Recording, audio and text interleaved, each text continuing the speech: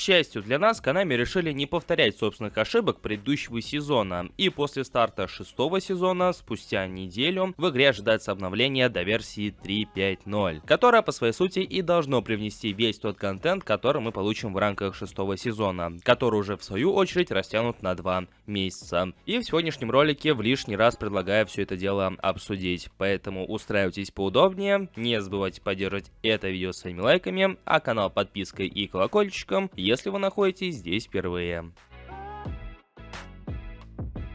О том, что обновление должно появиться еще до наступления мая, мы говорили буквально-таки в предыдущем ролике. Однако я это подвязывал скорее обновлением перед стартом майской кампании, которая посвящена мобильной версии eFootball. Однако стоит принять во внимание, что обновление, которое мы получим именно в четверг, с этой кампанией никак не связано, по крайней мере, не полностью. Скорее всего, это обновление что-то добавит, что мы получим в середине мая, но тем не менее, это обновление направлено на весь шестой сезон в целом, то есть то, что мы получим в середине и в конце апреля, и то, что мы получим в мае месяце. И радует, что Konami не стали повторять историю с пятым сезоном, когда сам сезон стартовал в начале месяца, а обновление с его контентом появилось только где-то под конец месяца. И буквально-таки спустя неделю после старта нового сезона в игре мы получаем соответствующее обновление с соответствующим контентом. Но в то же время на какие-то глобальные изменения рассчитывать не стоит, потому что те же самые изменения в геймплее, вот которые плюс-минус весомые, заметные, мы уже получили в рамках 24-й части. В том числе не стоит ожидать каких-либо режимов, поскольку новостей об этом не было, никаких файлов в игре обнаружено не было. Все фанатские работы, которые связаны с потенциальным режимом переноса игроков в онлайне, это не более чем фейк и просто фанатские хотелки, а поэтому ожидать чего-то подобного, повторюсь опять же, не стоит. И тогда возникает вполне закономерный вопрос, а что же тогда ожидать от этого обновления? Ну, как я успел упомянуть чуть ранее, это контент, который мы получим в рамках шестого сезона. Но что же это за контент? Скорее всего, все тот же самый, к которому мы уже привыкли на протяжении 23-й части, 24-й части непосредственно, а именно новые карточки. Я думаю, что после этого обновления база данных игры пополнится новыми эпическими футболистами, ну или, по крайней мере, теми же самыми футболистами, только с новым дизайном карточек и с прочими подобными изменениями.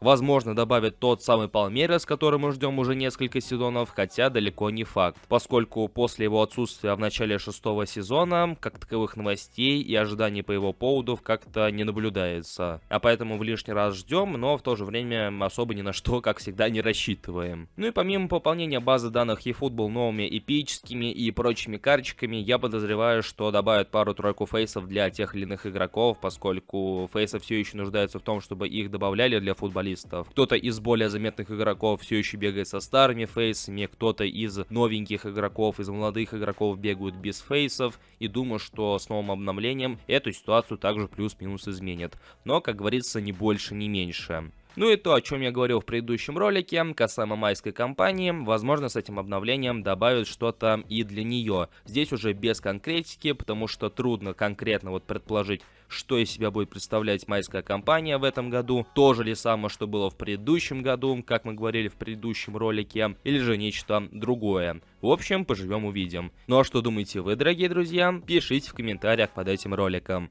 Не забывайте также поддерживать это видео своими лайками и подписывайтесь на канал с колокольчиком, если находитесь здесь впервые. У меня же на сегодня все. Я всех благодарю за просмотр и ждем с вами обновления до версии 3.5.0. Всем пока!